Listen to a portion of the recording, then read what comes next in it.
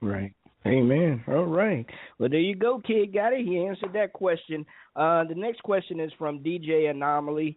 DJ Anomaly wanted to know how does an artist decide to go with a booking agent or record or just stay as an individual, especially since their vision may be different from what a record company may have versus their own?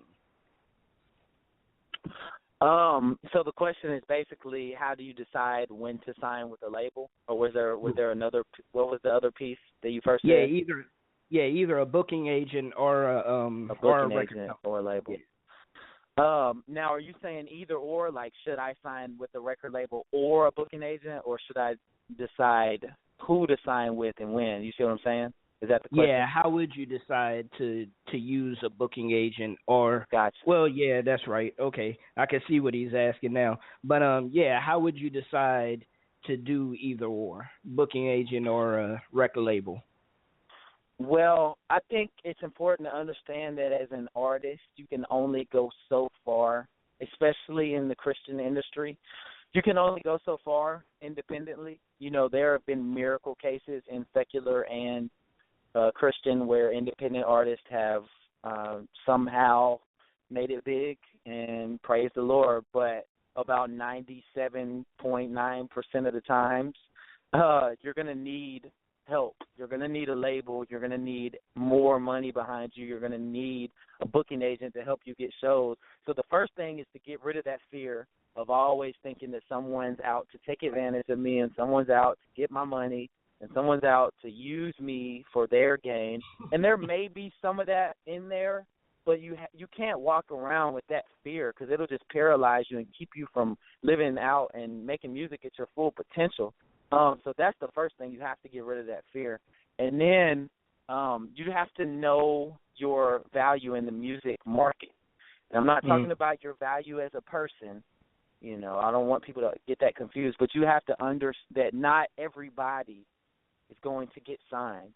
Not everybody's going to get signed by Reach. Not everybody's going to get signed by Humble Beast and all these big labels. Sometimes there are smaller labels who may pursue you, and that may be the best fit for you and what God has planned for you. And you may be missing out by trying to wait for a bigger label. But I just think you just have to be constantly in prayer. Like, you have to be in God's will. You can't go wrong in God's will. You can't make a wrong decision in God's will, because even if you mess up, God still uses it for good. So I think that's important to understand. And as far as a booking agent, I don't think that's as important immediately. I think what's more important is focusing on your own brand and your own market. And if you do that, people will come to you. Labels will come to you. If you're making good music, if you're marketing it well, labels will come to you. Management will come to you. Booking agents will come to you. So I think it's something that you shouldn't as much pursue as something like building your brand and making quality music and spending money to get it marketed, taking all those first steps. And usually, if you desire to have a label or if you desire to have some of those other things, they will usually come to you. Right. Okay, great. Well, DJ Anomaly had another question for you, and me and Anomaly was actually talking about this yesterday. How do you define the length of time before you bringing out another album? Like, you dropped Cloud Nine Raps. How long do you say, okay, well, now I think it's time for me to go ahead and release another project? You don't. And the reason I say that is, now remember, I'm specifically speaking about Christian artists. Mm-hmm. You know, I'm not speaking about the secular industry, just to clear that up. So as Christian artists, we have a duty to be submissive to God. So you don't just randomly wake up one day and say, oh, I want to put out an album next week.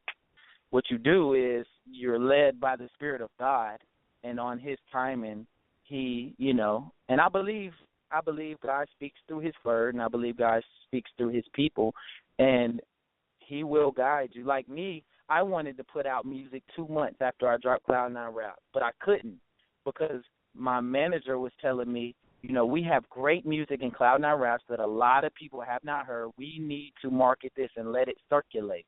So every 2 months I'm bugging him about how I'm losing my relevance and all this is happening and, I need to put out some more music or I'm going to die out and this and that. But what was really happening was my music was starting to circulate through radio stations throughout the country. I was starting to get a buzz within the Christian hip-hop community. And so even now, it's a year and 2 weeks since I put out Cloud9 Raps, and I still haven't put out another project. I put out 2 singles, 2 videos, but my value has skyrocketed because I let the music circulate.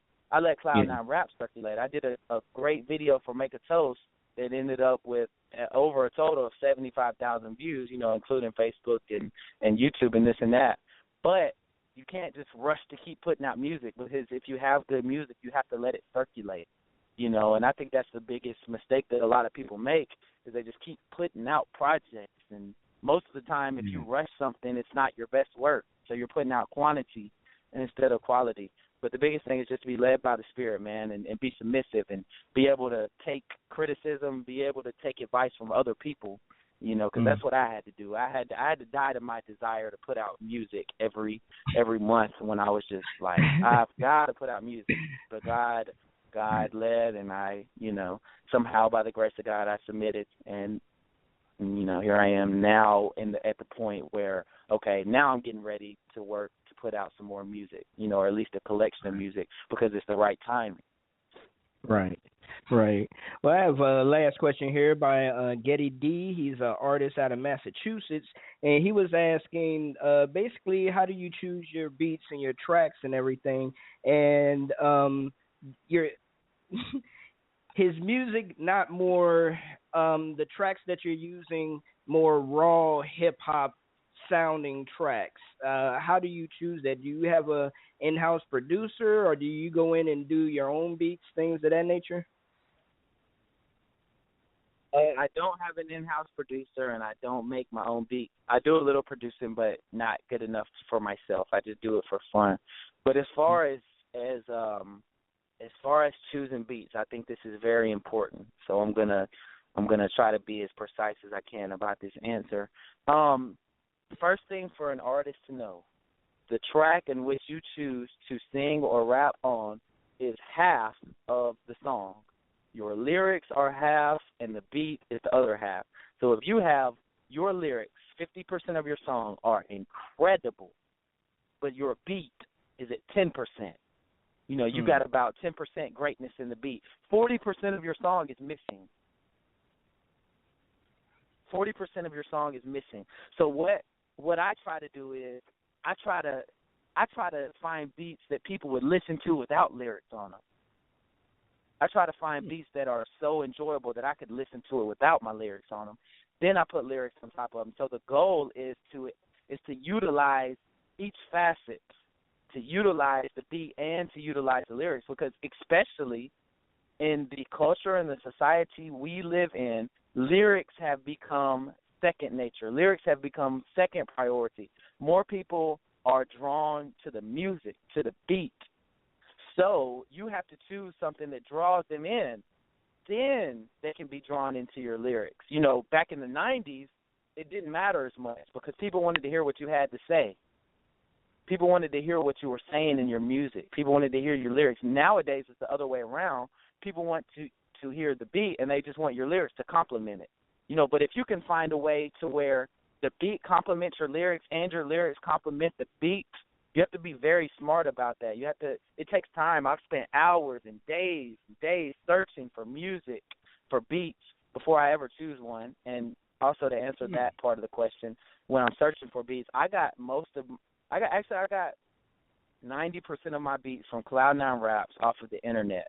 The internet is a great tool. A lot of people laugh at the idea of getting beats off the internet, but nowadays the internet is the database for producers. This is where producers from Germany can get a beat for someone in Memphis, Tennessee to hear. You know what I'm saying? And so there's so many websites. There's SoundClick. There's My Flash Store. There's YouTube. There's all these different places. Producers have their own websites. So you can just search and search and search until you find the one that's just right. And then you can buy a lease or you can buy the whole beat from them. Usually if you're up and starting, you want to buy a lease. It's just $20. Okay. And so, but the reason I'm passionate about that is because I know a lot of artists who are great lyricists and make great songs, but their beats are not matching up to their lyrics. So I think that's just as important for people to understand. Yeah, I've heard that quite a few times from some artists, and then vice versa. The track is, the beat is hot, but then the lyrics are like, okay, yeah, I'm bobbing to it, but it's not because of what you're saying, or I'm not feeling, edified off of what you're saying. It was just the beat that was carrying me. So, yeah, I understand that 100%. And then pretty much what you were just saying goes on to what you were saying about not doing a project after project, allowing your project to basically manifest itself out, because you're taking so much time to look for your beats and to really put the right beat on there. Why would you want to rush that project and do another one? Right. So, yeah. But ladies and gentlemen, yes, we have a couple of minutes left here on the show. I had a wonderful time. I mean, I'm really learning a lot. And like I said again, thank you very much for coming on the show. If you have any questions, 347-857-1395, press the 1 key. Definitely, the mic is always open for you. Sitting here with Orlando Presents Before the Fame with my man Ty Brasel. And definitely, man, I play your music every chance I get. I try to play it and, intertwine it with new music and things of that nature that's out there as well. So definitely Cloud9 Raps is a great project. If you have not gotten it yet, go out there and get it, man. It's on Jam the Hype. It's on Rapzilla. Where else can they get it, Ty? Well, first of all, I appreciate that, man. I appreciate you for still playing that music, a year later. That's a blessing, man, and it's a pleasure to be on the show as well. As far as Cloud9 Raps, like you said, they can get on Rapzilla, they can get on Jam the Hype.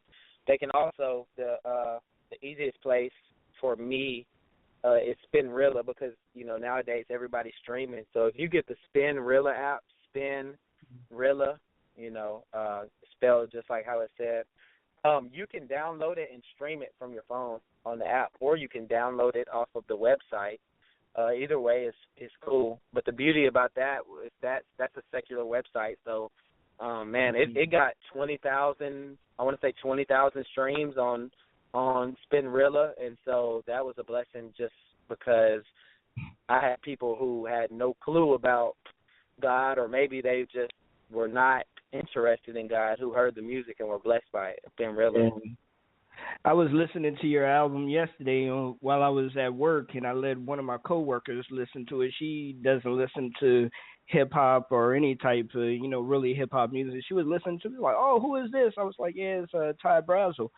Man, I really like this. I was like, okay, yeah. So shout out to Natalie. What's up? So she was digging you, and then I showed her your picture and everything. She was like, "Oh, where is he from?" I was like, "Okay, he's not from oh, Virginia." He's white. Like, calm down. He's not from Virginia. Right. Wow. But yeah. White guy. But just to let the folks know, how they can get with you, how they, are you open for collaborations, things of that nature? Just give your information out there. Yeah, most definitely, man. Well, anybody can contact my management at tybraselbooking@gmail.com, and if, whether it be for features, interviews, booking shows, you can get all of that done at the same spot. So it's Ty Brasel, TYBRASEL booking@gmail.com, and then they usually respond within 24 to 48 hours. Okay, cool. And what I want to do is I'm going to go ahead and end the show with, I was going to end the show with Lost in the Wild, but I think a lot of people heard that. But since you have Ali out there really, really doing his thing and stuff, so I was, well, actually, I'm going to give it to you. Which one do you think we should end it with? No, I'm rocking with Ali, man. I think that's a great choice. It's the newest song. I like the song. It's doing well, so why not? Yeah. Alrighty. Well, once again, ladies and gentlemen, man, salute to y'all. Thank you very much for listening. Even if you listen to the archives, I will be sharing it on Facebook